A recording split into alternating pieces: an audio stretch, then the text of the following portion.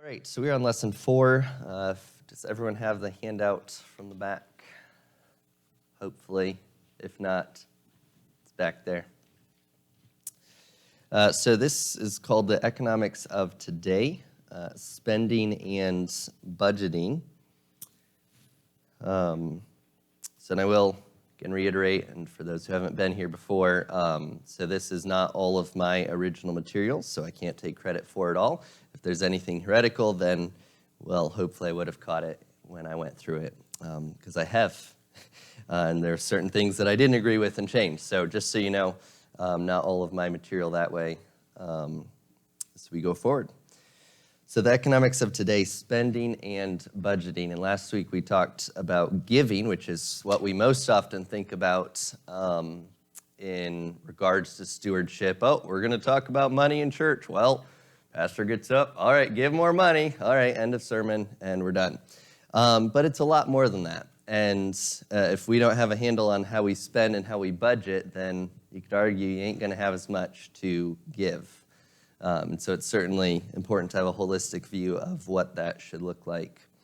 Proverbs 30:8-9 says, "Keep falsehood and lies far from me. Give me neither poverty nor riches, but give me only my daily bread.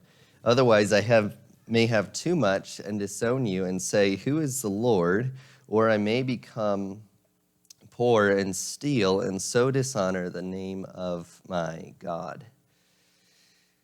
And so I think that's an interesting contrast of not trying to be rich or poor because of the dangers that would be inherent in both of those. So just a question, though, as we begin. How should the gospel change how we spend our money? How does the gospel relate to money? We don't talk about them in the same sentence most of the time. Yes?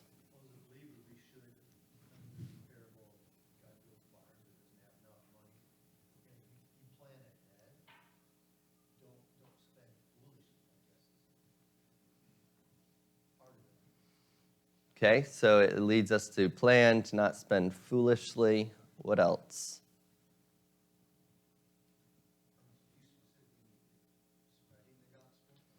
No, just how does the fact that you believe the gospel affect the outcome and the motive of how you give and how much you give? Andy?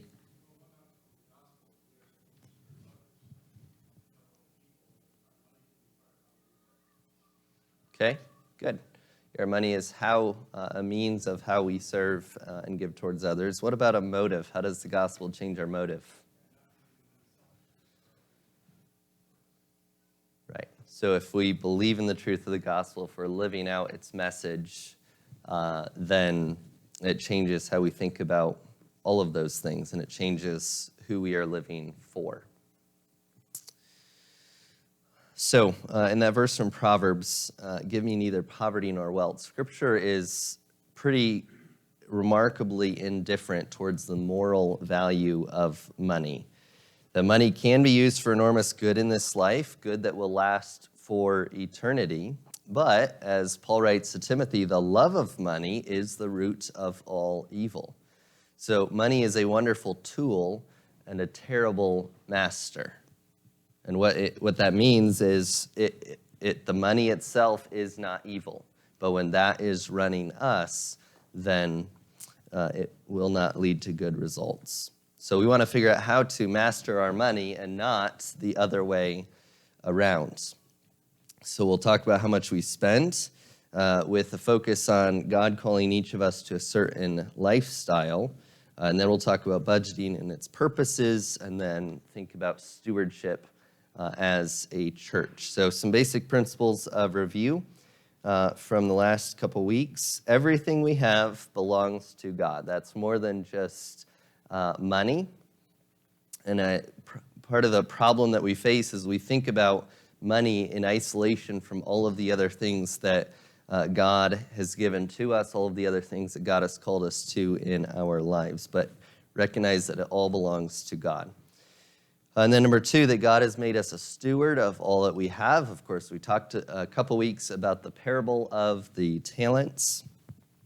that we're called to give account for our stewardship.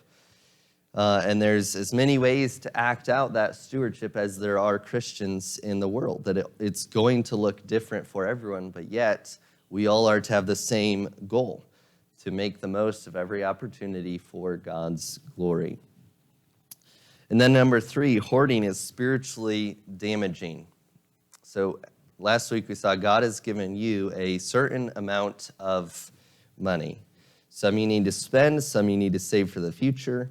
And saving is certainly an important thing to do, and investing is an important thing to do. But even within that, we have to be careful against hoarding, of keeping for yourself what you don't need, which is an attempt to say that you're trying to serve two masters, both God and money, which God says isn't possible to do. And then number 4, give generously in recognition of all that God has given to you, because we recognize that it is all from him. And so then, therefore, our lives should be lived totally for him. So how much should I spend? So we come to spending. How much money does a wise steward spend on himself? Certainly not all of it. Imagine that you entrusted your retirement money to a financial manager, and he took a cut of your money to cover his expenses. That's normal, right? But then you discover a year later that all of the money is gone. His cut was 100%. How does that make you feel? That's crazy. That wasn't why you gave him the money. He's to manage it, not to spend all of it. He's investing it for you, not for himself. But yet, how many Christians have done exactly that to God? So we are God's investment manager, but how do we handle what God has given to us? So Proverbs 30 answers the question, how much you need. It says, feed me with the food that I need. That's a pretty hard, what does that mean too? Because how much do you need to avoid starvation, or how much do you need to live comfortably? And within this group of 40 people, or however many you are, there's a lot of differing opinions on even what that looks like, on how much needs actually mean. And so really, to determine needs, we have to determine what our lifestyle is going to be. Because there's also, in a group of 40, almost 40 different lifestyles of priorities that we place on various things, and some things are more important than other things. And so our tendency is often to answer the what do I need question at the most minute level possible. We think, well, let me evaluate my needs today. Am I going to get a Big Mac? That's like $4.65. Or am I going to get 2 burgers off the dollar menu? That's like, $2.30 or something like that. That is, am I going to save money today or spend money today? Both of them are spending, by the way. Do I really need to fly home for Christmas or just drive? And so forth.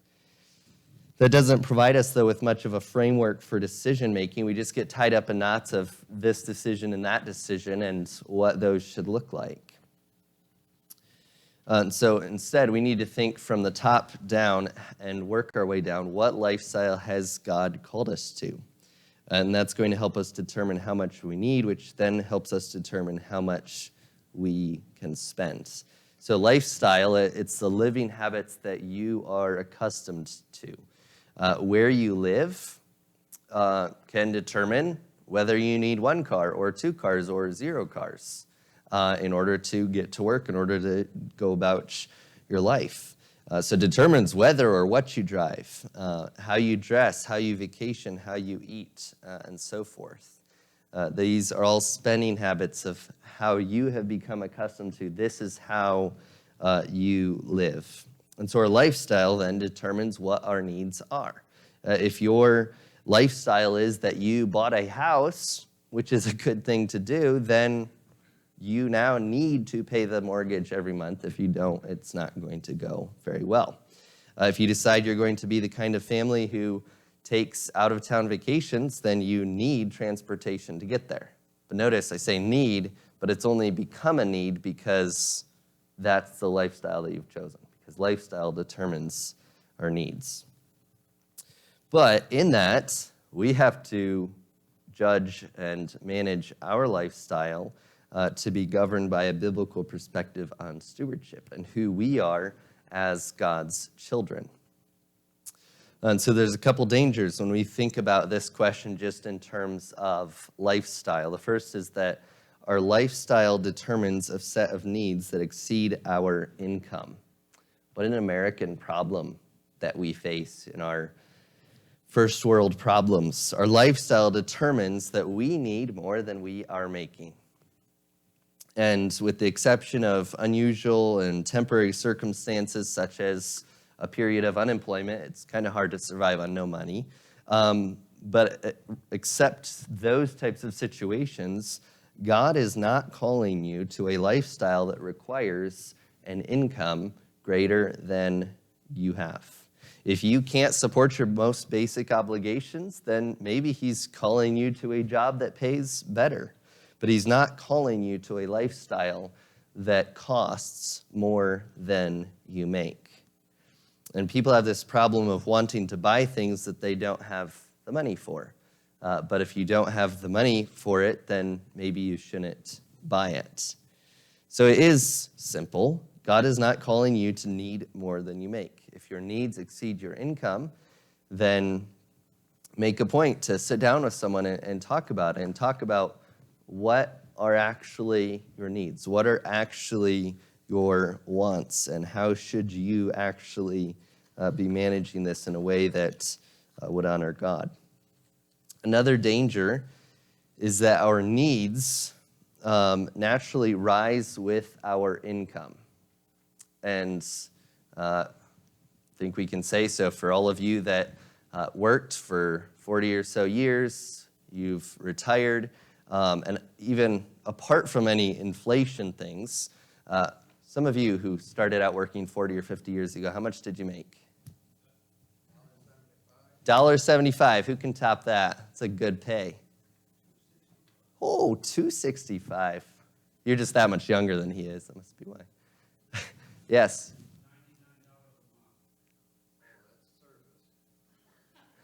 That's not very much.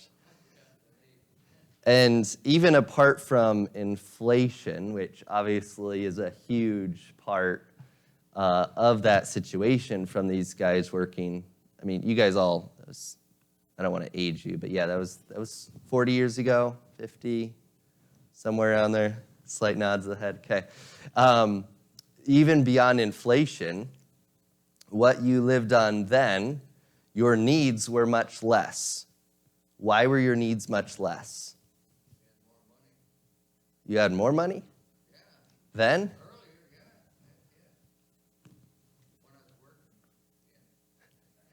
yeah. Okay. No, I mean like when you first started working for $1.75 an hour compared to 40 years later, did you have more cars, less cars, have more things, more money to spend on? No, your needs naturally change. And to an extent, that's a normal thing, right? We live on less when we have less. But we do have to be very careful that as our needs just naturally rise with our income, that we don't just say, well, I'm making twice as much, so now I need to spend twice as much on me, right? See the danger there? And so if you look at the American public, the group that is most generous with giving to charity is naturally the wealthy. The wealthy class that obviously has more than they need. But apparently, according to one study, the next most generous class isn't the middle class, it's the working poor, which is very interesting. As someone moves from poor to middle class, their perceived needs rise faster than their income, and then they become less generous proportionally. So the difference isn't that the poor and the middle class isn't so much that the middle class are stingier and the poor is more generous. Both groups think of themselves as generous as possible. But yet, as the middle class, as they're wages rise, they become able to live more comfortably, and well, now you can afford some more things, and it's easier to spend on those things. And obviously, inflation plays a huge role in spending more, but we are talking about much more than that. The difference is what is perceived as need. So to one group, a second car is a luxury. To another, it's a need. Same with TV and private education, and people who have more money quite often have more money problems than those who make less. And why is that? Because now what you feel is necessary changes as you make more money. You live a different lifestyle. You want the car that looks respectable, you want the bigger TV, the bigger house, etc. And so therefore needs have risen to a much higher level. So lifestyle determines our needs, but yet we have to realize how subjective that is. So that's what makes the question so important. What lifestyle is God calling us to? So lifestyle shouldn't be more than income, but also increases in income shouldn't necessarily translate into increases in lifestyle. So how do you choose a lifestyle? Sometimes God speaks supernaturally to help people determine their lifestyles. John the Baptist, go live in the desert and wear camel hair and eat grasshoppers and honey. Pretty cheap lifestyle. But God hasn't called down from heaven with his voice to tell us exactly how we are to be and what we are to do.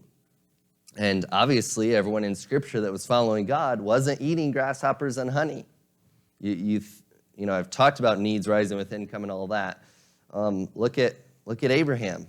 He had a lot of different things.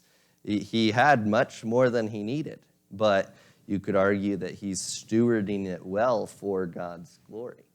God didn't call everyone to be below the poverty level to be able to be a good and worthy Christian. So for most of us, God's calling doesn't come in that supernatural way. We need to, therefore, soak up the Scriptures so that our values are exuding what is in there, to pray for wisdom, to get the counsel of others, and use the good sense that he's given to us to seek his kingdom first. And sometimes that good sense is something that also needs to be developed, that needs to be taught and learned for people that maybe didn't grow up managing or handling things well or weren't taught how to do that. So we need to, in all of that, keep our goal clearly in mind, that we are to use every gift, every opportunity, every relationship, every dollar we have to proclaim the goodness of God with what he has given on this earth. So if you have kids, you spend your money to provide for them. You enjoy bicycling, it might be a good use of your money to buy a bike so you can refresh yourself and enjoy what God has given you. 1 Timothy says the love of money is the root of all evil, but it also says that God richly provides us with everything for our enjoyment. And so your goal to determine what lifestyle will make the most of your life on this planet for God's glory. So that could be a lifestyle of penny pinching so that you can, or what do we call it nowadays? Quarter pinching? I don't know. Penny pinching just seems a little outdated, but so that you can live in a strategic place. Maybe it's a life with long hours at work, but plenty of money. Maybe it's a life of totally living on subsistence, of raising up for yourself everything that you need. Is it a lifestyle of generosity? Is it a comfortable country like America or in the developing world? How do you figure all of that out? So he gives 6 principles here to use when choosing a lifestyle.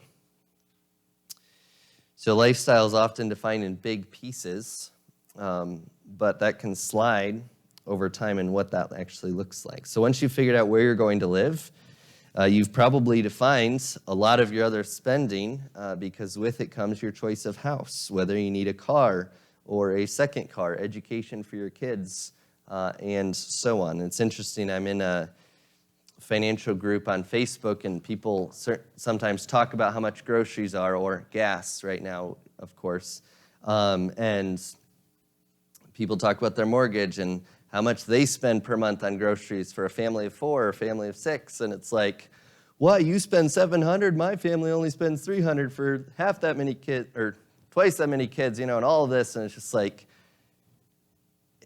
we're not comparing apples with apples. Everyone doesn't live in Charlotte, Michigan. Some people live in other places that cost 4 times as much, or a different amount. And so it's just interesting when people compare all these things, but you're not comparing the same things. So oftentimes where you are, where you've chosen to live, determines a whole lot of other things. It determines how much the gas is at the pump. It determines how much gas you need because of how far you live from work. It determines how much other things are going to cost. So recognize also that the pressure on our lifestyle as income increases, that grows through the small things. And that might not add up to a lot of money, but it is significant spiritually. And so using a budget, we'll get to that more in a moment, but that is a helpful check on those things. And then number 2, that time and money are interchangeable. How do you take time God has given to you and turn it into money? Not a trick question.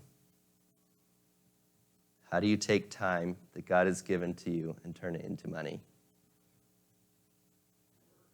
You work. Other funny thing on Facebook is how many people in the last year in Charlotte have asked, who's hiring? I don't know. Drive down Lansing Road and find a job. There's like 57 places that are hiring. But anyways, so you work. You earn money by working. But how do you turn money into time?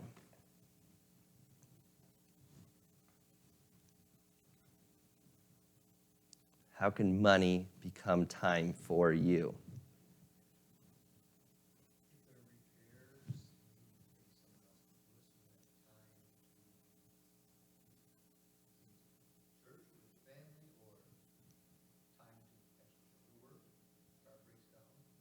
Right, yep. Yep, to pay for repairs, to pay for someone to mow your lawn. You both work. You want to spend more time together. You're gone to work all the time. Saturday comes. What does Scott want to do? Spend all of the day, I don't know what, doing something that you don't actually know how to do, and you're going to YouTube it, and you're going to struggle through it and all of this, and 6 hours later, Paul's like, you done yet? We're supposed to go on that date like 5 hours ago. And like, what has this profited you, right? Pay someone that can do a good job, that you then are able to invest in your wife, invest in other people, help at church, disciple someone else, etc. So some of those things are trade-offs that you're able to, okay, because I have money for this, well, then maybe and the more sanctified route, too, maybe that you just pay for it so that you can do other things with your time. And so to another extent, money and relationships are interchangeable. You can build into relationships with money by buying flowers for your wife, for example, or you can trade off relationships for money. You work another shift instead of spending time with close friends. So much of our lifestyle choices involves determining what our limiting factor is. Money, time, relationships, and then turning them into the other. And you think even in this size group, it's certainly true that we all have differing levels of money, time, and relationships, and how much of one we are willing to give in exchange for another. Some people, the ones that started out making under $2 an hour, they have a lot more time right now than some other people, right? You have more to give of this, that, or the other thing, and so you're able to trade that off in order to get something else. Okay.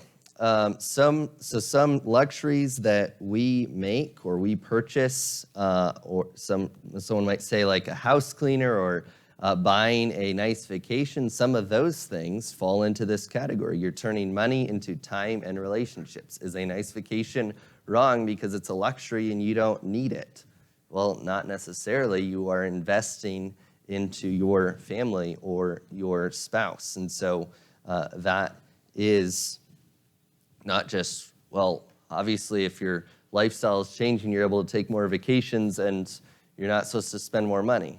Not necessarily the case in that way, because you are investing it into something else. And then also some sacrifices that godly men and women make also fall into this category. Money can turn into time, time into money. Both can build into relationships. And then number 3, flexibility is a virtue. James 4 tells us not to presume the future, not to assume that you know what's going to come. Don't presume that you are going to make just as much as you made in the past. Don't construct a lifestyle, therefore, that would keep you from being able to take a lower paying job or move overseas as a missionary or shift to a single income if God should make good opportunities available to you in the future. And then as you consider lifestyle, keep the long view in mind. Faithfulness is the goal, not just faithfulness in this coming year, but in all of your life.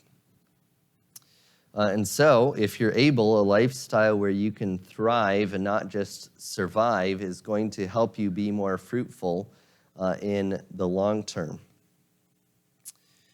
And so for those with families, it's an important question to consider. You may be thriving on this lifestyle, but is the rest of your family?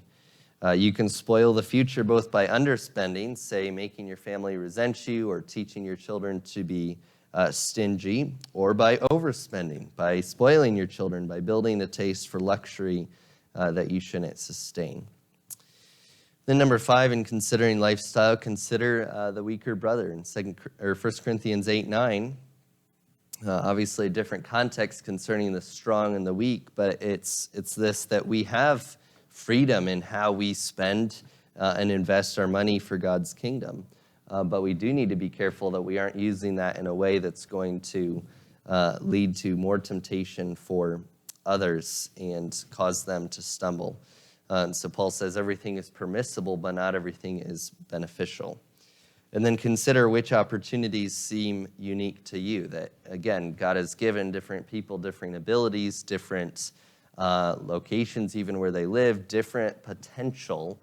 And so consider what is unique to you and how God would have you to steward that lifestyle for him.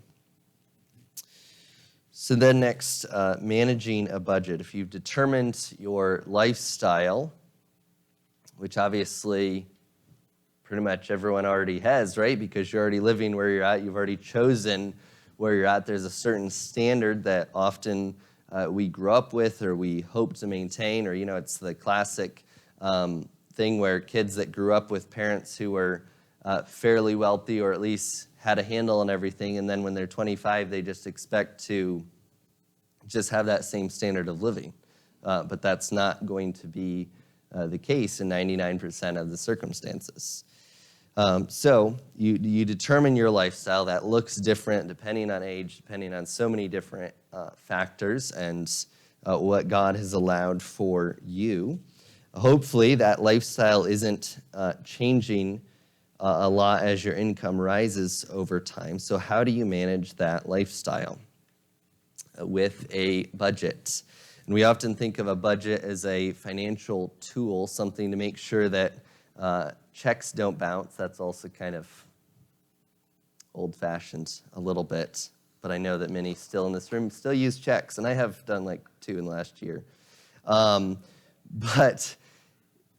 So budgets aren't just to make checks not bounce, aren't just to make you not overdraw your account. A budget is primarily a tool for contentedness and for communication.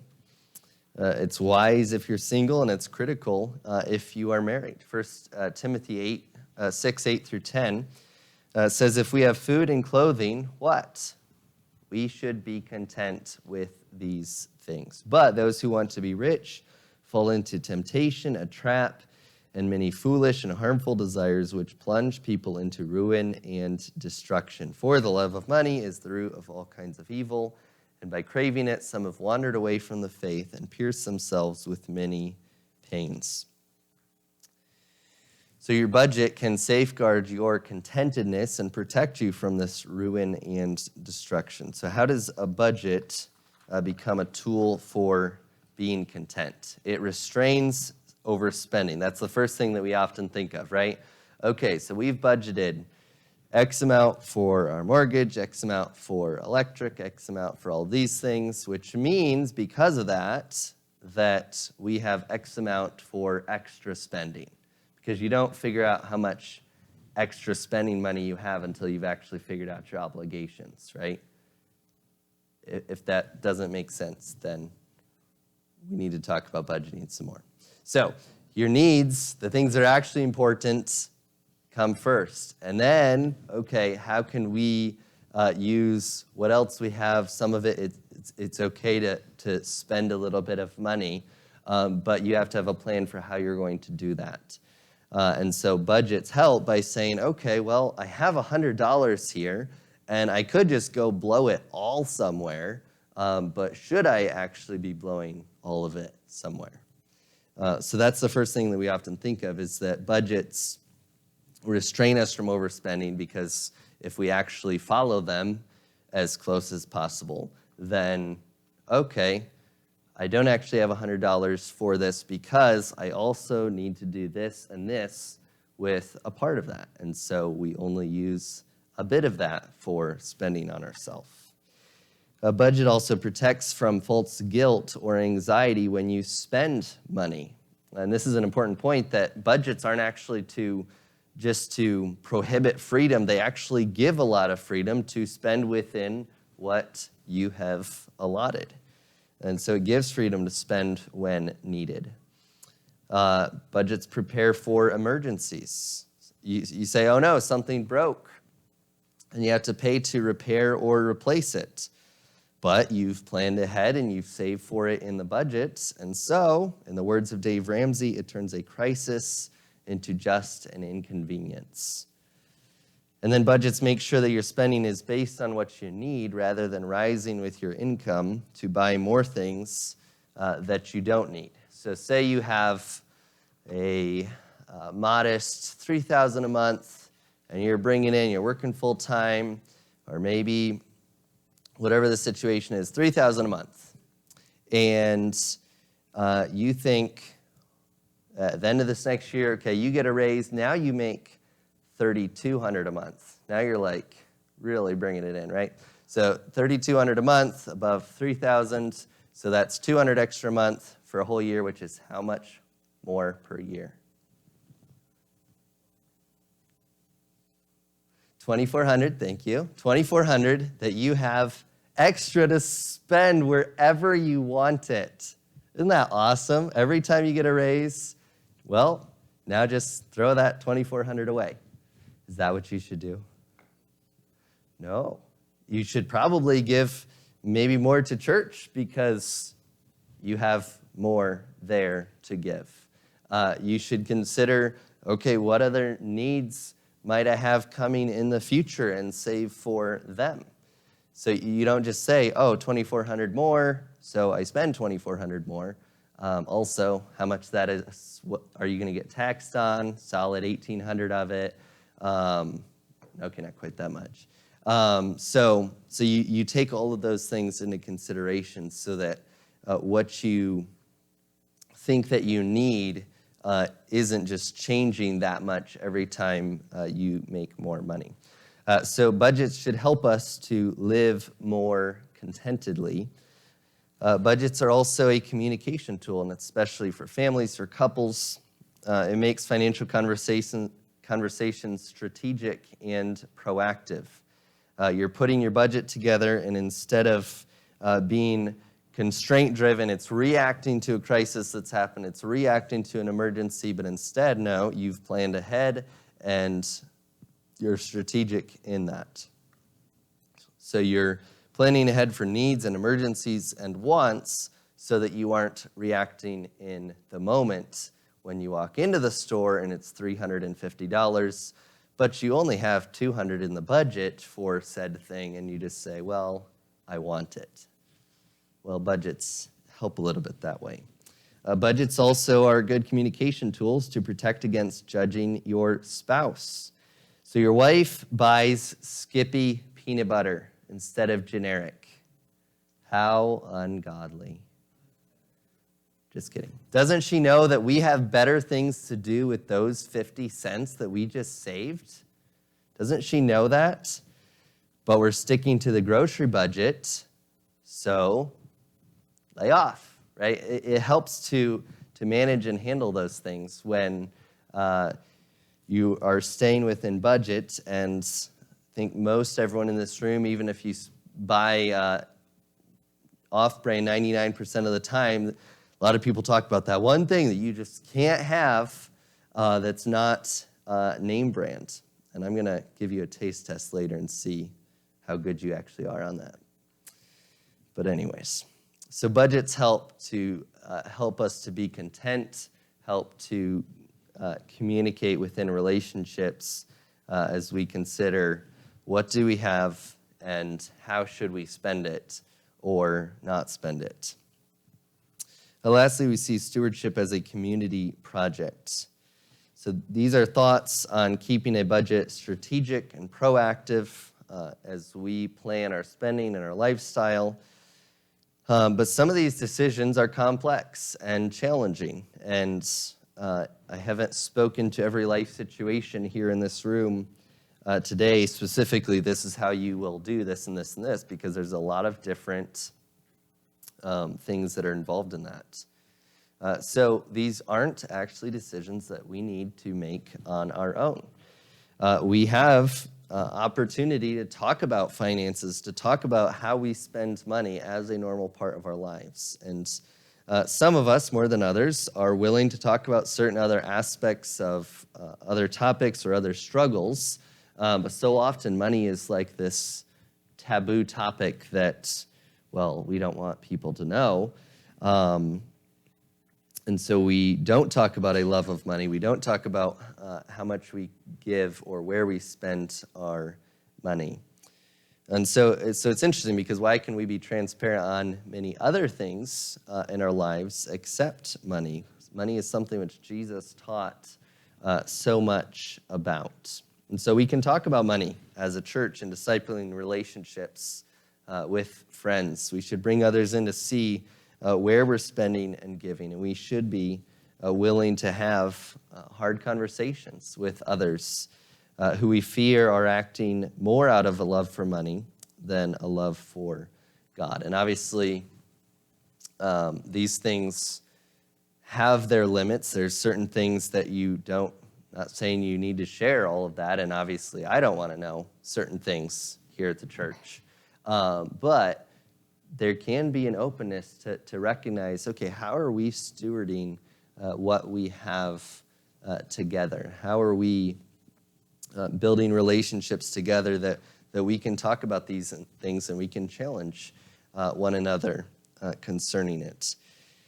So the first danger is that of judging, something that we need to be careful about in that. We're quick to judge the financial decisions of others. We are often so self-centered that we often assume that everyone has our reasoning, our motives, and our circumstances. And so quickly we apply moral categories to things that are merely differences in preference. So imagine a couple where the wife grew up just spending freely on the grocery budget, and the husband grew up with parents who spent freely on music lessons. And so they get married, and the husband is just appalled at how much the wife is spending on groceries, and the wife is appalled at the husband's expectations for educating their children. And so both are accusing the other, at least in their hearts, of being selfish and ungodly. But what's happened is that both have just assumed their own family's habits. Is it okay to spend more conservatively? Notice not to starve, that food is more important than music lessons. But is it okay to spend more conservatively on food in order to make more money for other things? Yes. Or is it okay to eliminate lessons to buy better food? Yes. And so that just shows us the danger of becoming judges in our own hearts. So don't assume motives. When someone does something that you don't understand, don't presume why they did it. But if your relationship with them, because you're open and you're a fellow Christian, your relationship with them allows you to talk about it, then ask them about it. And if it doesn't, then drop the matter and assume the best, as Paul tells us to in 1 Corinthians 13. And when you do speak to someone about financial decisions, make sure that your motivation is one of compassion and not disdain. Don't say, not how dare they do that. I'm going to show them how wrong they are. But in love, being spiritual, confront and talk about that with them. And so again, there's certain other topics where if someone did something that was blatantly a sin, we'd be like, oh, we need to talk about that with them. We can't just ignore that. But yet with financial things, that we need to recognize that these are also spiritual issues, and therefore we should be able to talk about them with other believers. And at times, that does involve confrontation of checking and in that regard. But also beyond the danger of judging, there's also the danger of pride. In Matthew 6:1, Jesus said to beware of practicing your righteousness before men in order what? To be seen by them. And Jesus' focus isn't just on secrecy for the sake of secrecy, but it's a desire for right motives. So maybe a discussion of your budget begins with a discussion about how much you want to impress others with your giving. Is that why you are giving? Or maybe you are talking due to where your heart is that you don't even get to the budget, but you're talking about your struggle with pride.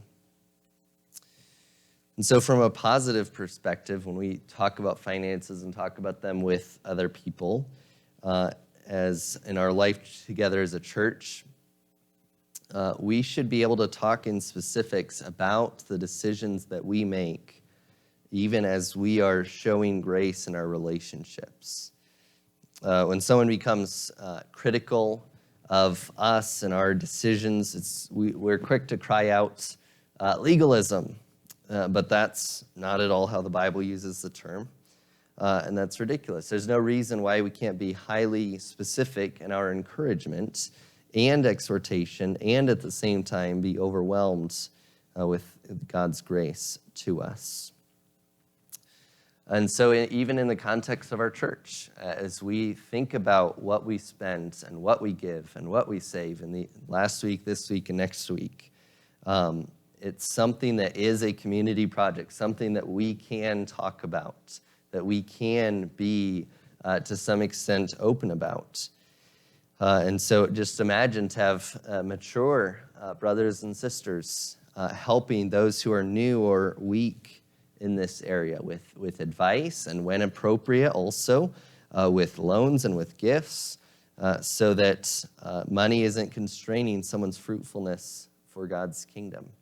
And so we'd love to see people quick to confess areas of struggle in this and quick to encourage others in this area of our lives. The world makes finance private and personal, but a culture of godly transparency can revolutionize our approach to money. And so we should pray and work to that end as we seek to grow in how we spend our money for the glory of God. As we, again, think back to stewardship in the first couple weeks. How do we handle and manage what God has given us for God's glory? And as we consider it together with one another, and what we are able to do, we are stronger together. We are stronger when we are able to talk openly about these things for God's glory. Any question or comment quickly before we close? All right, well, if you do have any questions or thoughts, write them down. Talk about it at the beginning next week. Meant to give you more time to talk, but I didn't. So, all right, let's pray together. Dear God, we thank you for your love for us and for all the things that you have given to us to enjoy, but to do so for your glory. And even as you have blessed in many various ways among us here in this church body, we come here together to worship you, together to share with one another, and to seek to love each other and our neighbor better. And so I pray that you would help us, that we would be faithful with what you've given to us, that we would be wise, even as we consider our needs and our wants, and consider the lifestyles that you have called us to. Would you give us wisdom in that we would live our lives wholeheartedly for your glory, that we would be able to talk about these things more openly so that we can better steward what you have given to us, that we would better be ready to sacrifice on your behalf and for others as well. We pray this in Jesus' name. Amen.